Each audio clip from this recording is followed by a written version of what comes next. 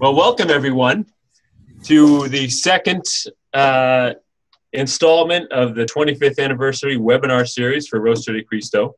Again, I just want to start off by thanking all those people who have put in a lot of time and effort and energy organizing this, especially the alumni committee of the 25th anniversary group. Mandy Lenigan-Pape and Kristen Semenasian. That's a tough one, Kristen. I'm sorry if I just bobbled that name. Brendan Fitzpatrick, Meredith McKenzie, Mike Nuttall, who's our tech person here, Randy McCrory, Katie Madsen, and Michelle Kelly all have played really instrumental roles in putting this together. So thank you. A big round of applause to everyone there.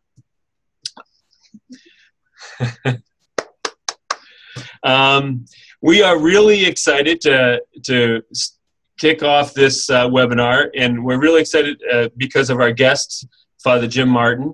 Father Martin, as many of you know, is a Jesuit priest.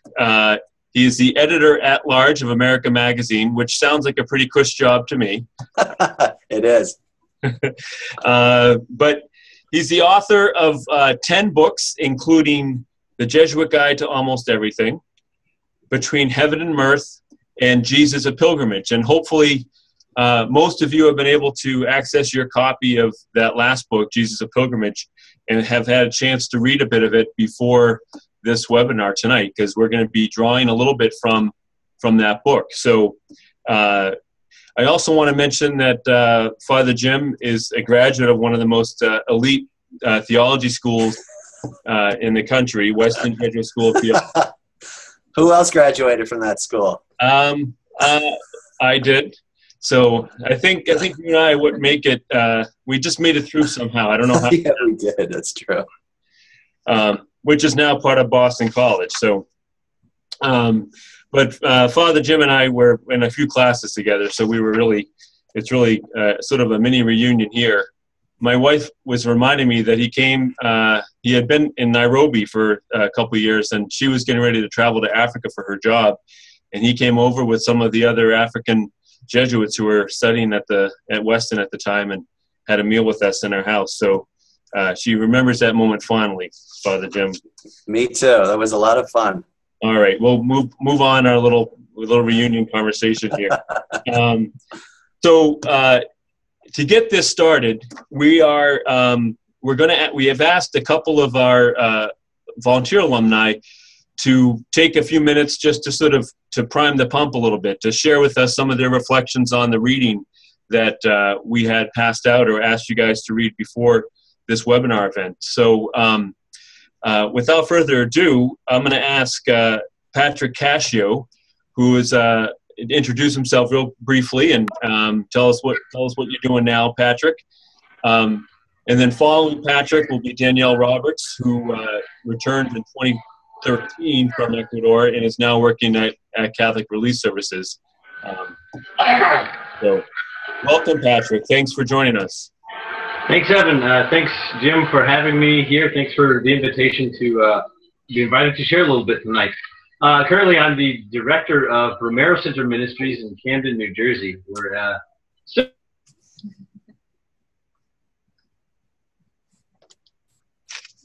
similar in style to Rostro de Cristo, in that we're a retreat center welcomes people into Camden, one of the most poor and violent cities. In fact, I'm getting some weird feedback, or not any feedback at all.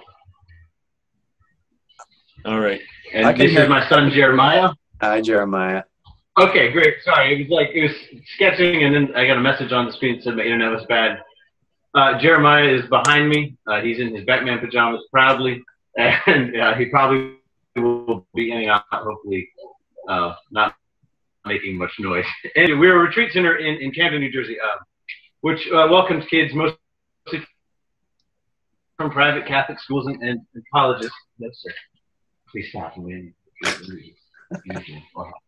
I apologize.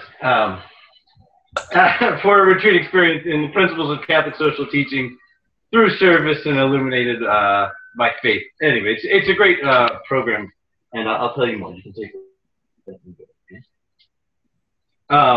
So Evan asked me to share a little, I guess, Lenten reflection about what you wrote, Father Martin. Can I call you Jim? Absolutely. Okay, good. Good. So, Jim, the things you wrote. This book is great. Like most graduate students, I read as much as I possibly could, which is to say, the introduction at least. But I read a little bit more than that last night. But I did get a great flavor for this book and what you have in mind with it, and I think it's fantastic. It falls in line with a lot of the tensions I like to draw in Bible studies that I host and teach. One of which that you draw pretty distinctly in the introduction is the Jesus of history versus the Christ of faith, and how we come to have both of those represented in our gospel stories. And so one thing I think about often when trying to wrestle out these two images, because they are pretty distinct, and I think they tell us a little bit more about our faith if we can figure out which one is a bigger in our hearts, is especially at the time of Lent, who is it that killed Jesus? Because the way you answer that, I think, might tell you a little bit more about who it is you understand Jesus is and what his role is in the world and in salvation. I was talking with my wife about this, and it's sussed out to be about, I think, 5 different responses you can get. Yes. You see that man right there? He's watching you. 4484. Sorry. Emergency call. Okay, so the five answers I think you have to this question are: 1, like the personal. Judas killed Jesus, right? He's the guy who betrayed him, turned him over to the authorities, got the whole ball rolling. He's got the sort of smoking gun, as it would be. But on that personal level, you might also could indict, say it was Peter. Peter, who also used force to try and protect Jesus, therefore moving Jesus' movement from something that was non-violent or passive. Okay, is disabled. You can go out of the room with my mother. Okay. So you can have Peter that moves Jesus' movement of miracles and social love to one that is all of a sudden violent and perhaps quite dangerous. At least in reading of the gospel, you could do that. The next, of course, is like the religious perspective. That's the Jewish Sanhedrin that kills Jesus. They're the ones that are drawing him into trial. They're the ones that are conspiring all along to kill Jesus. In fact, it is their idea of self-preservation from the next answer, from the Romans, that is keeping them antagonistic towards Jesus, right? Mm-hmm. And then, of course, you have Pontius Pilate, who clearly has the power to not kill Jesus and doesn't use it. And then, excuse me, just a second, guys. No. I'm using that. Mother. No. Okay. Sorry. That's all right. Sorry about that. I thought he was going to stay in the cave. That's all right. He made right. a cave back here. I thought he was going to stay there. It's like you put them in the narthex of the church. That's right. This is the reality for perhaps why I wasn't at Mass on Sunday. Oh no, that's great. I'm sorry, Batman. I'm sorry, Batman had to leave. He did. He was called away just to fight a crime. Anyway, where were we? Pontius Pilate has the power to kill Jesus, but does not. And then, of course, as is in the mouths of the faithful on Palm Sunday, the people, the crowd that kills Jesus, they request his life be traded for a known terrorist, Barabbas, you know? Then there is the 5th perspective, which is maybe a little bit more risky, but is the holy one, in which Jesus comes to die. He does it to himself from the beginning. He knows he's stirring up the pot. That's a little bit of blaming the victim, but it could be argued he's not provoking. He comes to stir things up. So I think if you can reflect on that question of who it is that killed Jesus, who it is you think might be guilty there. It might give you a little idea of where you fall with this idea of the historic Jesus or the Christ of faith, which could just help you understand your own personal relationship with Jesus, which is the idea you often come back to. What is the Jesus of your experience? What is the Jesus you expect to see? What is the Jesus that answers you? You know, and we want to be honest with what it is, and we want to know ourselves better in our relationship with Jesus. We have to know where we stand, how we understand His story, because that's all we've got left. That's what has kept the Christian faith going, is we keep telling the story of this guy who died and rose, and he did it for a reason, and a lot of people were involved. Well, thanks so much, Pat. Sure. That's helpful for us to actually think about how every year, especially during Lent, we have an invitation to re-encounter Jesus in a different way and in a new way, and especially to think over time, our understanding we may lean more towards the Christ of faith, and we may lean towards the Jesus of history at different points in our lives. So thanks for getting us kicked off in that way. Now, Danielle, I want to invite you in here to offer a couple of... Thank you, Pat. Yeah. Thanks so much, Pat. Hello. There you are. We were just unmuted. Hi. Hi, everyone. I'm Danielle, and I'm here not with any of my children, but with my family here in Baltimore of Rostro Alumni. And so we cooked a really fun meal today. And there are 6 of us here from all different years, so it's really exciting to gather together and see the generations of the family. And yeah, we are laughing and having a good time. So thanks for bringing us all together in this way. And Father Jim, thanks so much for joining us and being part of our family for the evening. Yeah, sure. Your children have grown up so quickly. Yeah, I know. They're like on to college. And, you know. Isn't that great? It happens so fast. Yeah. Well, I also want to thank you for the opportunity to read some of this book. It's been a really good experience so far, and I look forward to finishing it. And initially, out of the questions that were posed to us, the one that really jumped out at me the most while I was reading was this question about like the hidden life of Jesus. And I think probably people who know me know that I'm interested in things like that, because it gives you a chance to kind of like wonder what happened and maybe think of things that are creative and provocative. But I think also it was interesting, just like anytime there's something going on that you don't really know what happened. And I think for a lot of us too, who are in our 20s, like this is Jesus's life during his 10s and 20s, and or I guess teens and 20s. And so it's really interesting to imagine, you know, like what was Jesus doing when he was 26 and things. So I appreciated a lot the opportunity to think about that a little bit differently than I had before. And one of the things I think that struck me from your book and from this reading was this idea of hidden life a little bit differently than that. And it was more so like some of the things that had been hidden to me about Jesus, or things that I hadn't really fully considered about his life, even things we can know about. And I think it struck me this like really profound and really real realization of Jesus as being poor. And I like always love, of course, thinking about Jesus as being in solidarity with the poor and bringing in the outcasts. And, you know, we talk about him taking on the poverty of humanity kind of more theologically, but I don't know that I've really stopped and thought about him as like materially poor and economically poor. And Father Jim, I think you painted a really interesting and robust picture of that, the community that he was from and the context that he was from. And you talked about like the backwater town of Nazareth and its really small size, its lack of mention anywhere among other towns in that society.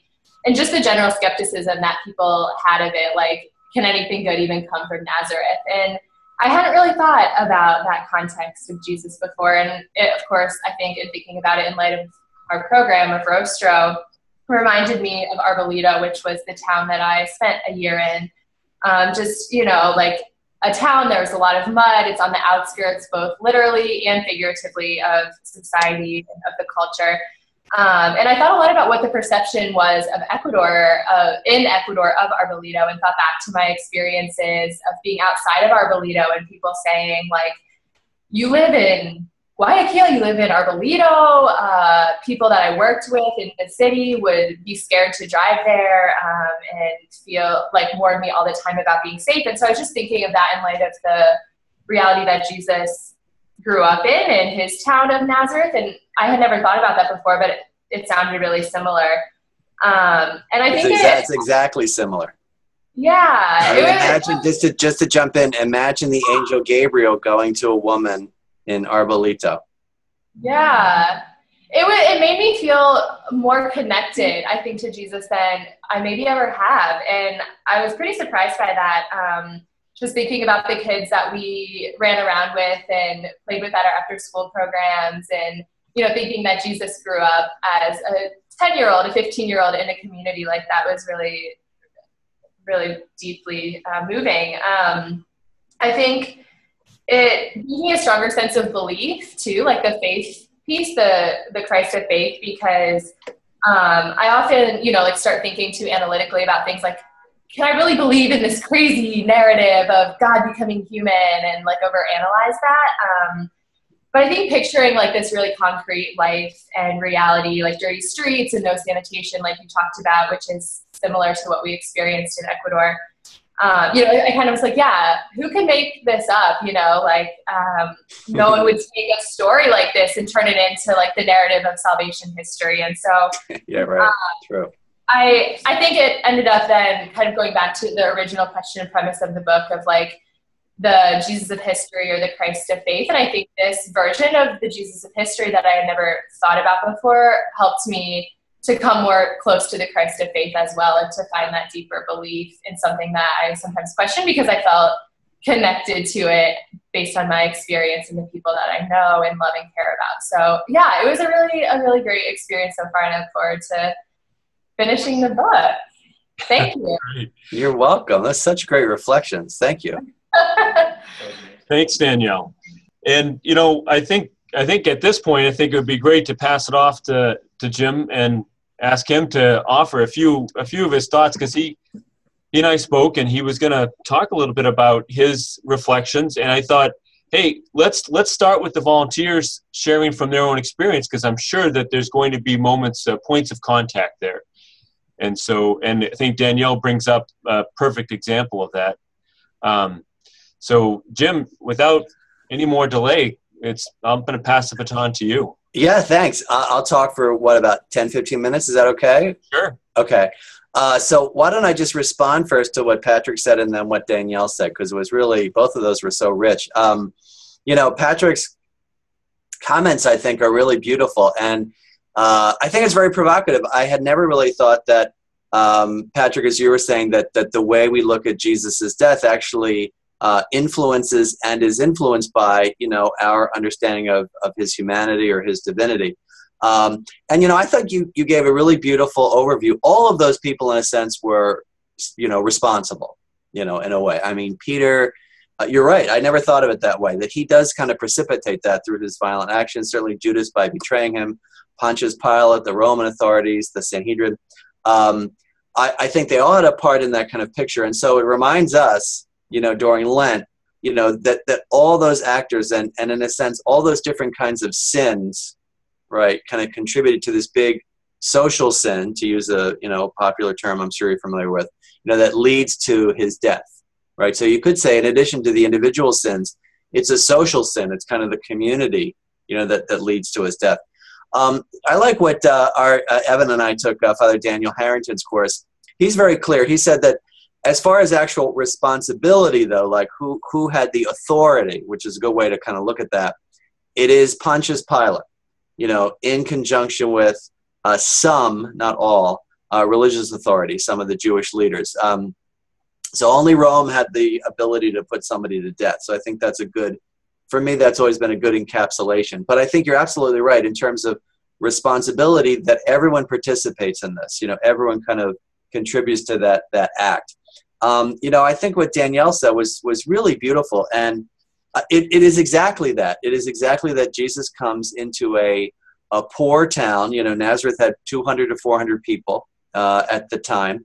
And God incarnates himself, you know, into that milieu, right? And it was funny, Danielle was saying that enabled her to connect with him, and that's why God does that. You know, I mean, that's the incarnation. The incarnation is to enable us to connect to God in that way, in a way that is so different than if we were just connecting to an idea, right? I mean, we don't worship a sort of a series of propositions. We believe in a person, basically. And I do think the hidden life for me was very moving, because it reminds us that Jesus lives an ordinary life. He comes out of that world and he lives an ordinary life. So let me just seg into some reflections on encountering Jesus during Lent. Just a few things, and then I'm much more interested in your questions. You know, when we think about Lent, we often think about the Passion, right? And there's different ways that Jesus suffers. Now, not to get too heavy, but I think it's really important for us to see this. He suffers, first of all, physically, right? So that's probably the thing that we're most familiar with in Lent. You know, we are familiar with scenes of the crucifixion, and certainly it was a terrible way to die. But it's also important to realize that Jesus, like all of us, suffers physically for the rest of his life. Okay, so I'm sure there's some of you out there, the 70 to 80 people who might have a cold, right? Have the flu, maybe, be a little tired, maybe a little hungover. I don't know if Jesus got hungover, but he was at the wedding feast of Cana.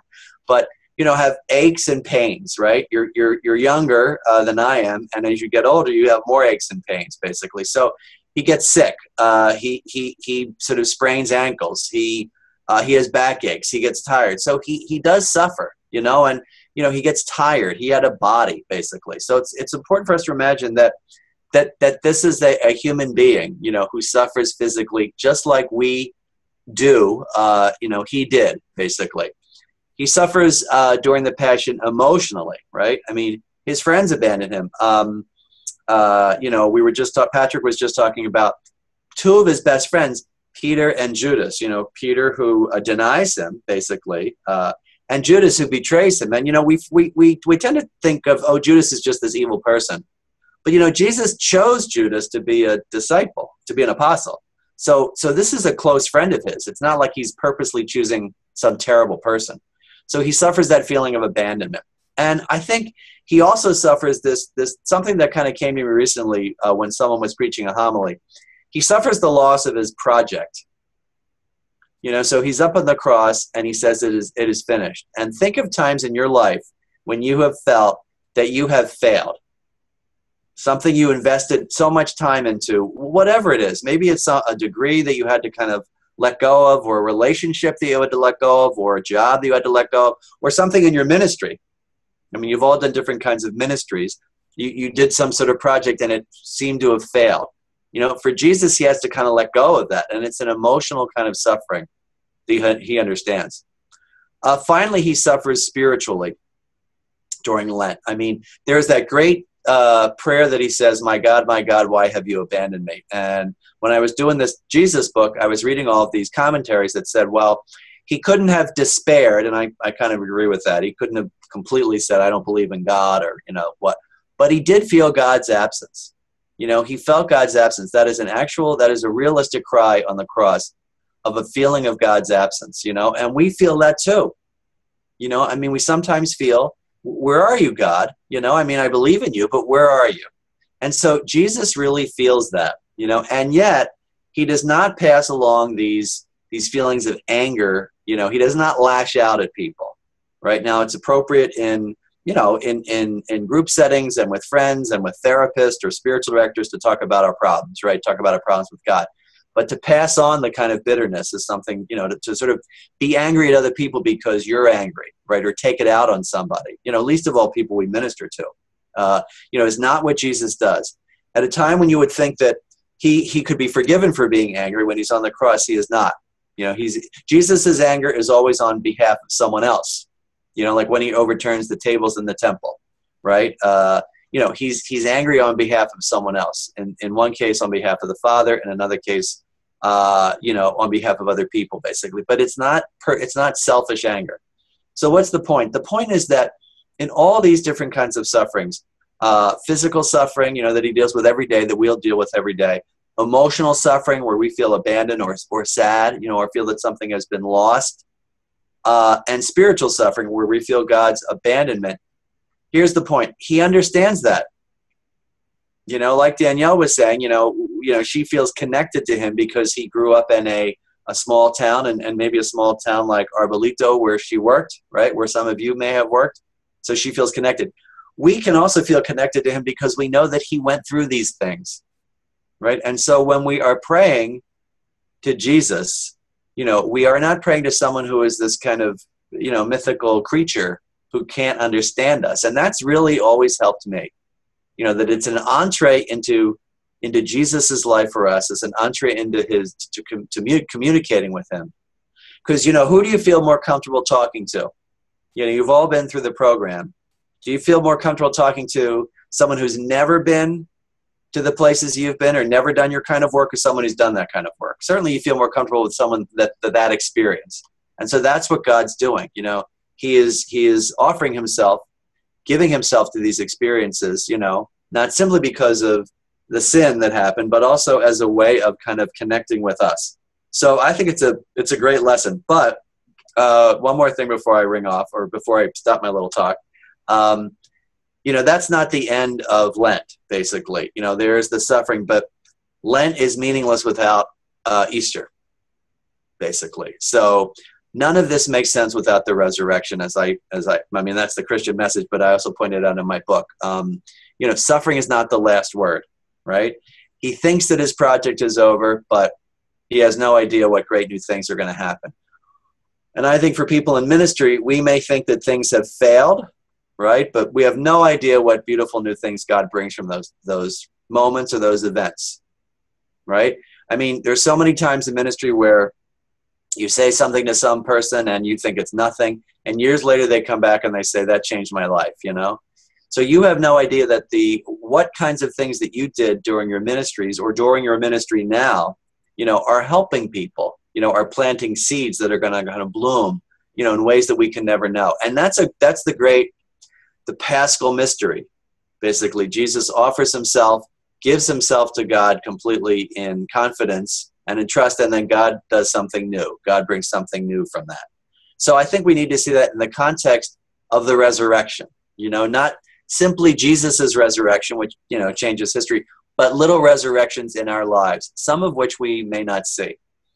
So that's kind of what I wanted to say. Encountering Christ during Lent is encountering Christ in the suffering of the Passion, but also most importantly in the resurrection, because without that, it doesn't make any sense. Thanks, Jim. That actually makes, the way you put it in this conversation makes perfect sense. That when we sit down and want to talk to someone about what we're going through, we want to talk to someone who's been through it, right? And especially someone who's been through it with us. Yep. And I think that's so true of the bond that brings the volunteer family together here with Rostro de Cristo, and I'm sure that you've experienced that same in your own life with the people that you've spent special moments with. Yeah, and I mean, not to interrupt, but I mean, the idea that alumni, of Rostro de Cristo would want to get together and speak about not only their experiences, in the ministry, but also afterwards. That those are the people they're going to be able to share the most deeply with. And it is that kind of connection that God wants to make with us. That's how much God loves us so much. I mean, we know that because he becomes one of us to have all the experiences that we do in order that we can relate to God better. Exactly. One thing I just want to do right now is remind everyone that at this time you can send any kind of comments or questions that you would like for us to ask Father Martin or share with the community that's gathered here. You can do it two ways. You can go to the events Facebook page and post something. As you see, Michelle is standing by here to take your questions. Good job. I'll send some softball questions in, Michelle. All right, go ahead. And then you can also send it to her email address, which is faceofchrist@gmail.com. So, take a moment right now and fire away a question or a comment that you would like for us to bring to Jim and to everyone gathered here. I'm going to start off this little round of question and answer with a question for you, Father Jim. We know you from reading your book and knowing you a little bit from your other stories that you've shared, and you've been in Nairobi, you've been in Jamaica, and I think in some ways we've already pointed in this direction in some ways that Lent feels different because we've been to some of those places.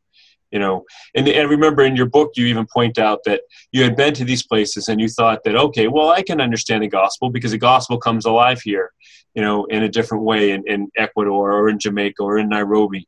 But as you think about those experiences, how do you find they inform how you encounter Jesus during Lent?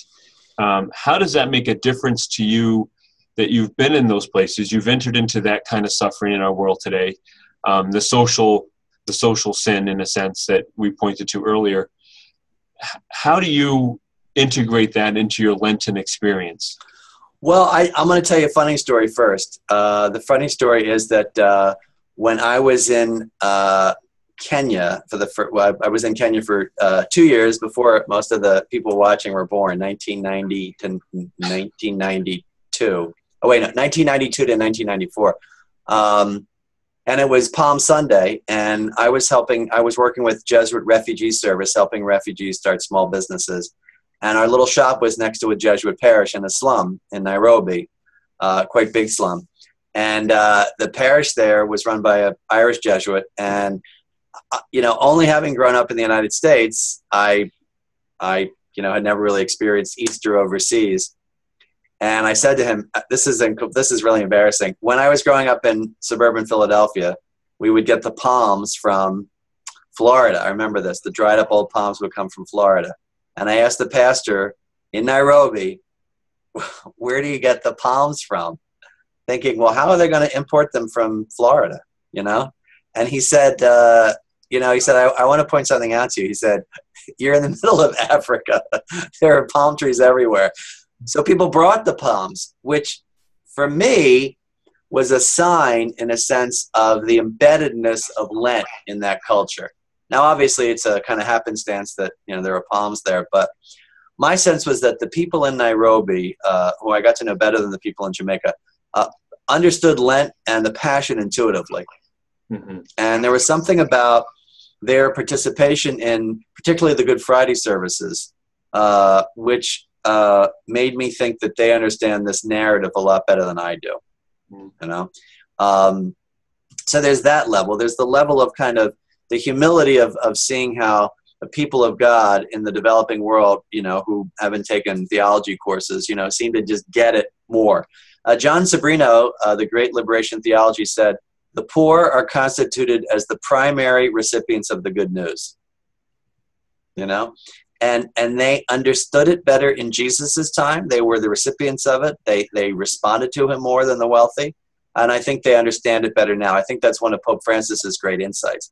And so they evangelize us by simply showing us, and they showed me how they understood it. And they entered into it. But, then on a different level, I actually see it now living in the United States.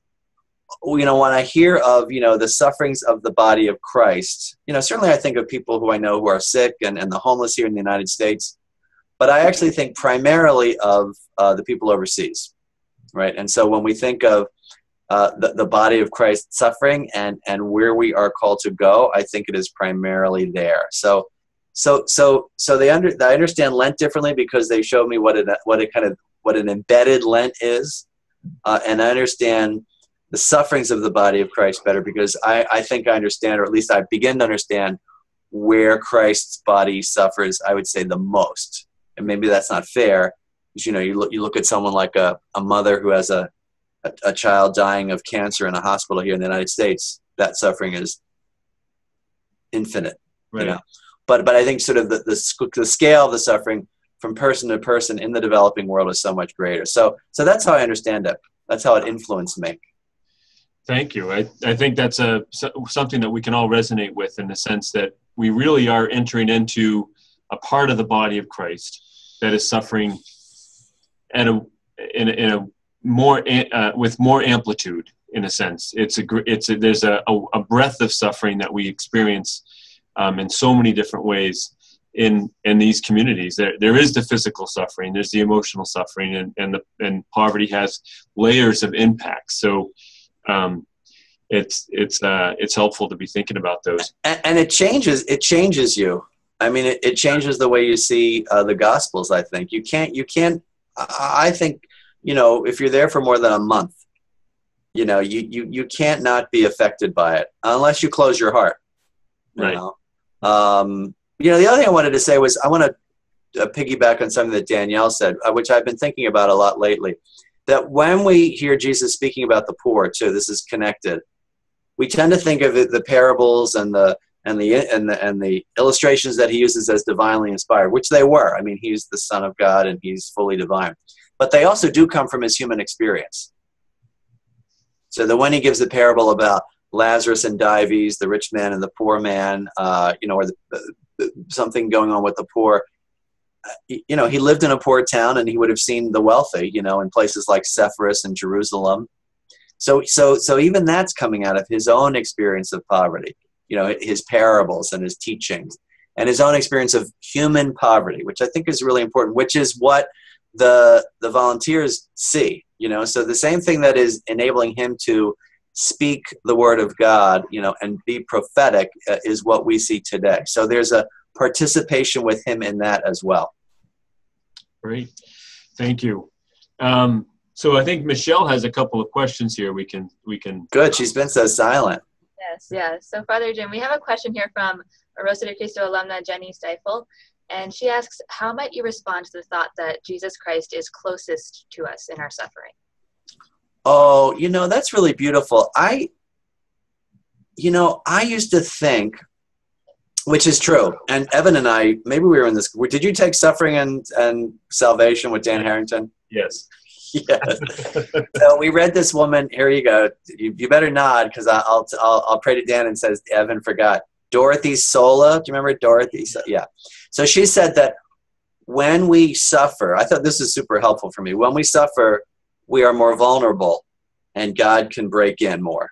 So our normal defenses are down. This happens in everybody's life. I'm sure people who are watching, even at a young age, you've gone through suffering, right? You may have lost a parent or a grandparent or a friend, right? You might have been sick. You might have all sorts of things, or you see things in your ministry, right? You suffer. It removes your defenses and it breaks you down, and your normal defenses and where everything's like fine, everything's great, it just comes crashing down. God can come in more.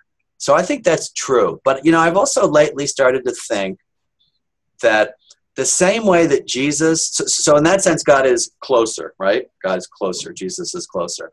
But the same way that Jesus sought out people who were suffering, he would go to them. Like the man, I talk about the man by the pool of Bethesda. He sees the man who has been there for 38 years and no one's been able to bring him to the pool to get healed. He goes to him. And I really think now, I can't prove this, that God actually reaches out to people more. So who are suffering. So that it is not just our openness, but that it is God moving towards us. And that makes sense, because as I'm sitting here, I'm thinking, if we want to know how God is, we look at how Jesus is. Mm-hmm. So in those two ways, Jesus is closer to us in our suffering, and that he suffered and he knows what that's like. So yeah, I've been thinking that more and more, that he reaches out specifically to people who are in pain. Mm. Wow. Thank you. Questions hopefully will keep rolling, and we have one on a more lighter note right now for you. Good. Yeah, please. Let me turn my heat down for a second.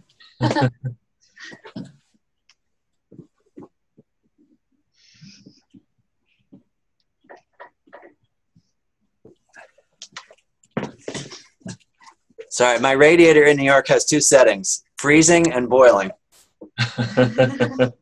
Great. Well, we here with the family of Rostro Cristo, we're big fans of you, Father Jim, and I think a lot of us have seen your interview with Stephen Colbert in the America office. And so alum Daniel Flynn has a question. He wants to know, Father Jim, if you could do the King of Glory dance for us. You know it well, and perform it. I cannot and I will not. Oh, all right. But I will tell you, that's funny. That's hysterical. Yeah, I don't think I could do that. He like jumped around, then he did this thing with his back. I don't know what he was doing. I had such a good time with that interview because, I'll tell you what happened. He came, he was in this office and he was meeting with someone. I set up a meeting between him and someone at the Vatican, and it's another story. And so afterwards I said, hey, would you mind if we interviewed you for 10 minutes? And he said, oh, sure.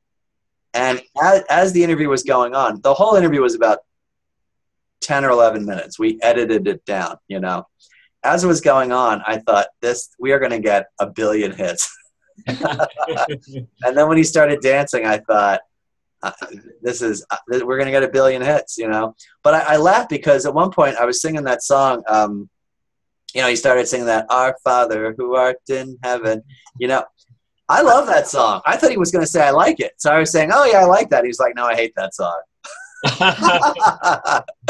So he's a delight. And let me tell you, he knows his stuff. He knows his Catholic, you know what, I was going to say S-H-I-T, but he does. He knows his stuff. He's a lot of fun. Certainly seems that way. Oh yeah. He's quite a live wire. I asked him, I said, one thing that wasn't we didn't put in there, I said, okay, here's your Catholic question. You're in church and someone has the flu and coughs in his hand in front of you.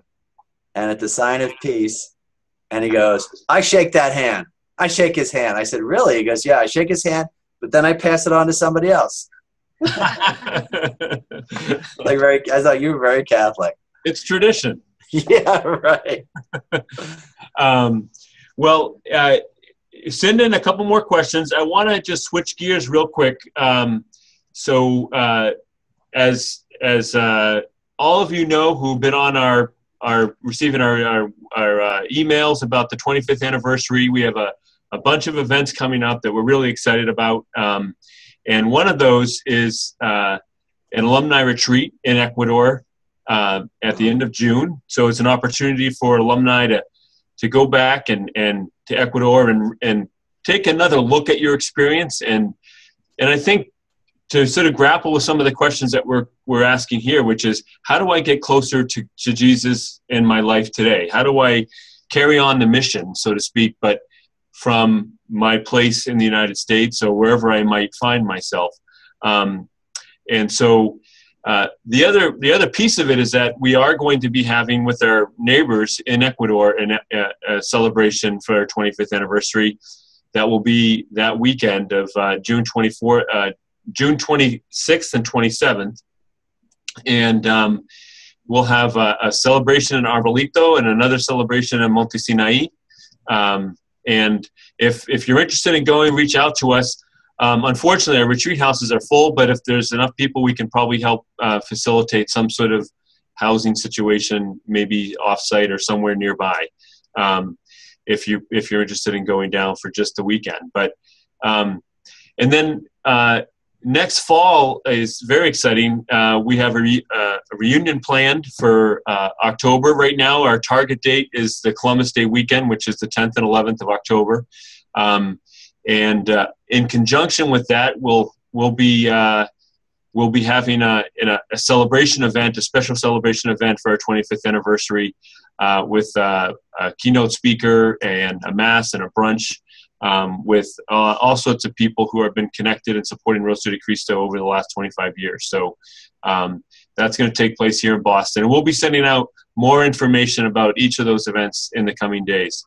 But just to go back for a minute to the Alumni Retreat, I want to ask Nick Bauer, who is planning on going, just to share a little bit about why he'd like to go. Why does he like to do this retreat? Nick, are you there?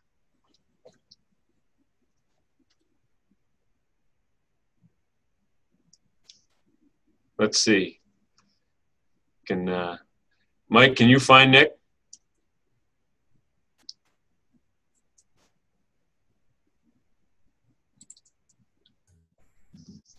Nick, could you let me know what the name is that you registered under? Let's see.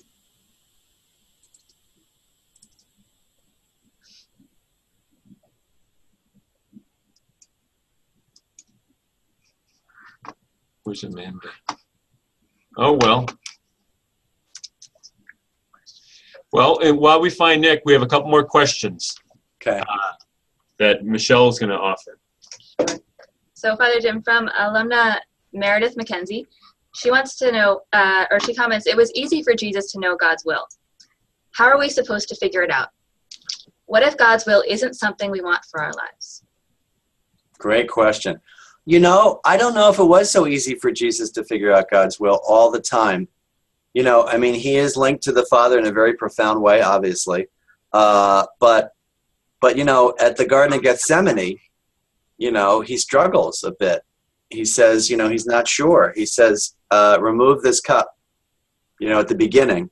Then he says, but not my will, but your will. But at the beginning, he does say, remove this cup. So he doesn't quite know, you know, whether or not this is the right time. So I would say that Jesus is kind of discerning, and he does pray. He prays for guidance at different points in the gospel. So I think it's important to remember that, because that can help us, you know, sort of let ourselves off the hook a little bit. God's will, I think, you know, I talk a little bit about this in another book I did called The Jesuit Guide to Almost Everything that Evan mentioned. And, you know, there's two ways I like to look at this. The first way is that, you know, God's will is not kind of something out there. You know, God's desires for us in our lives, I think, are primarily expressed through our own desires and our own sort of spiritual lives. So, for example, if you feel kind of attracted to do the kind of work that you did at Rostro to Cristo, that's God's will. That's God's kind of calling you, basically, you know. And there are ways of looking at what God might want for us. St. Ignatius talks about discernment of spirits. You know, what builds us up and gives us hope, what makes us despairing. So there's that way too. You know, there's that way of kind of finding things that console us, that help us to feel like we're doing the right thing. Versus when you get to the point where you feel despairing, you know, you realize I'm going down the wrong path. But the other way I like to, so that's important too. But the other way is, you know, from this Jesuit named Walter Chiswick. I don't know how many people may have heard of him, but he was an American Jesuit who was in labor camps in the Soviet Union in the 1940s and 50s. And he has this beautiful passage where he says that we often try to discern what God's will is, and we kind of do a number on ourselves. But that oftentimes God's will is what happens to us through the day. You know, so what is God's will for me today? Well, you know, if I'm working in ministry or if I'm out of ministry now and I have a sort of a full-time job, God's will may be, you know, the people that I encounter, people in my apartment building, the people in my family, you know, so the poor that I meet on the streets. So we sometimes say, which is right, I have to discern God's will in my life. What does God want from me? What are my desires leading me to do? But a lot of times we can do a number ourselves and say, I don't know what God's will is for me today. When what he says it is, which I love this, it is the reality of our situation. You know, it is what is kind of presented to us. So those are the two ways I like to look at that.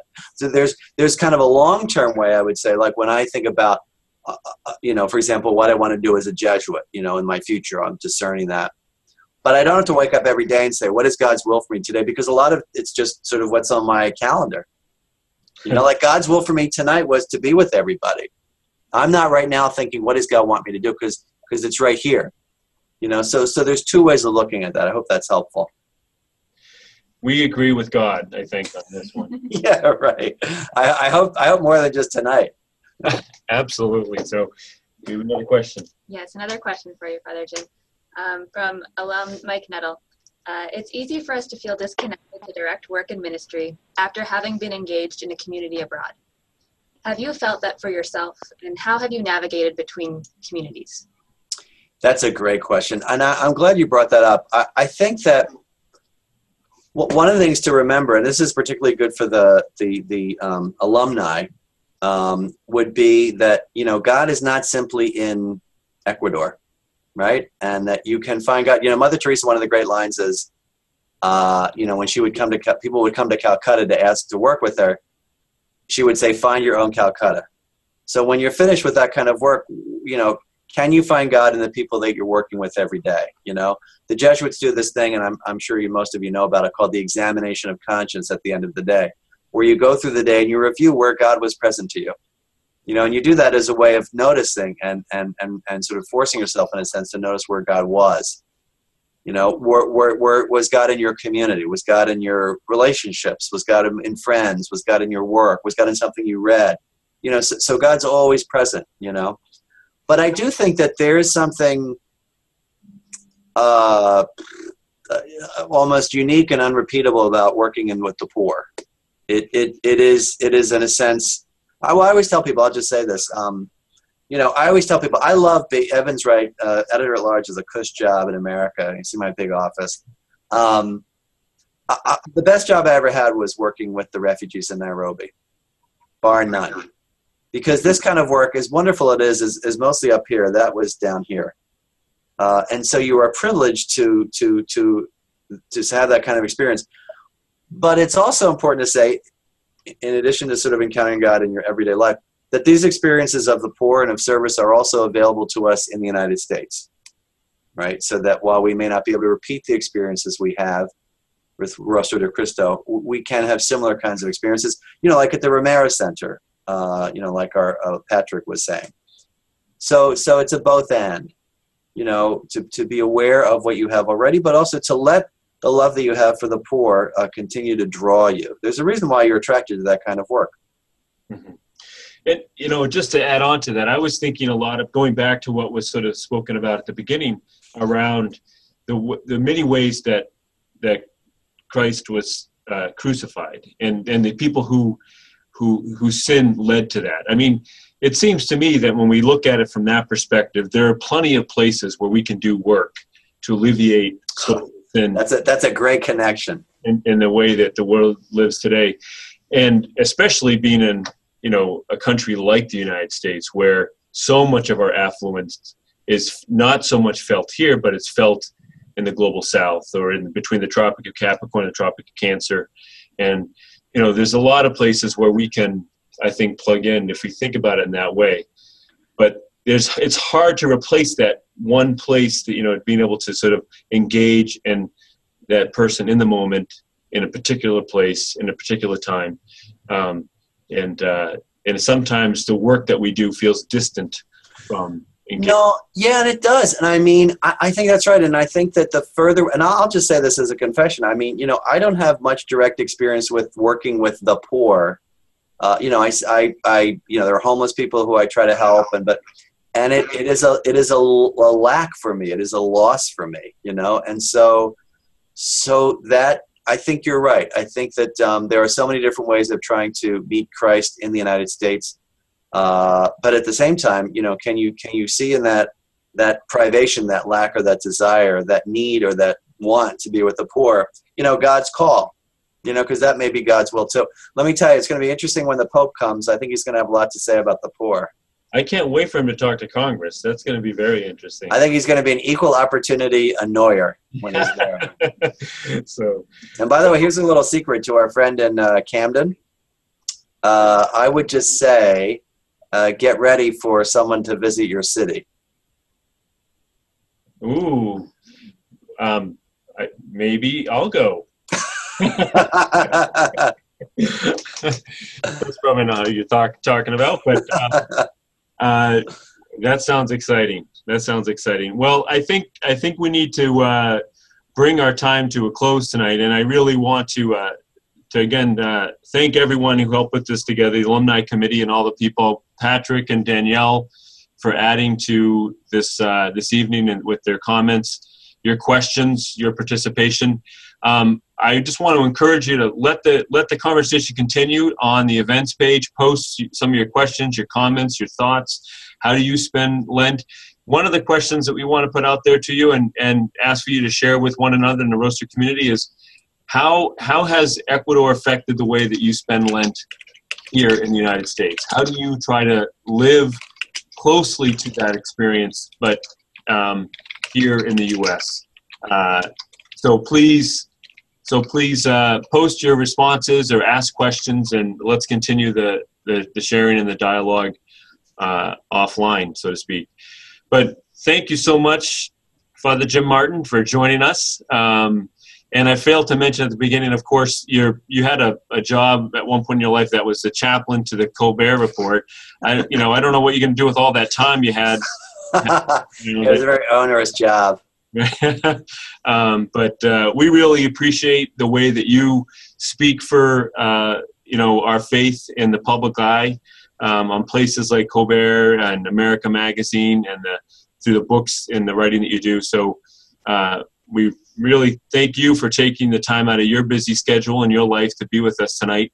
And we hope that we can continue to support one another in what we do.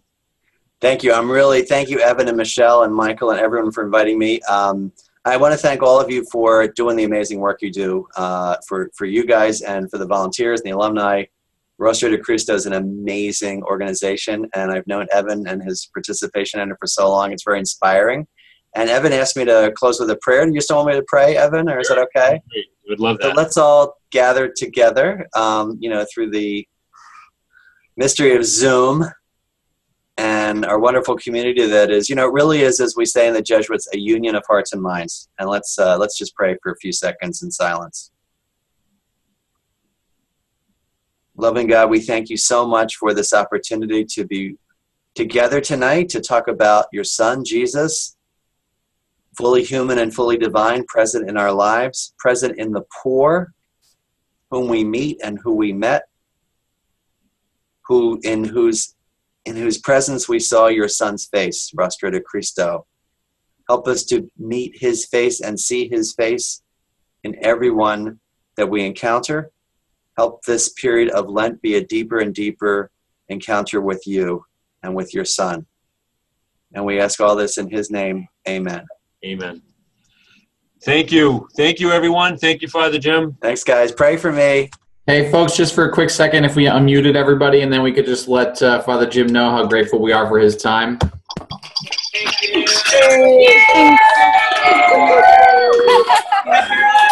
you. It's nice seeing 80 faces clapping. That made my day.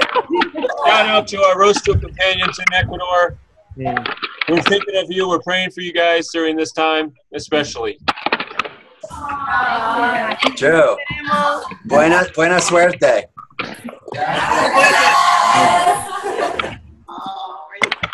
See you guys. Bye. Bye. They're in Ecuador, yeah.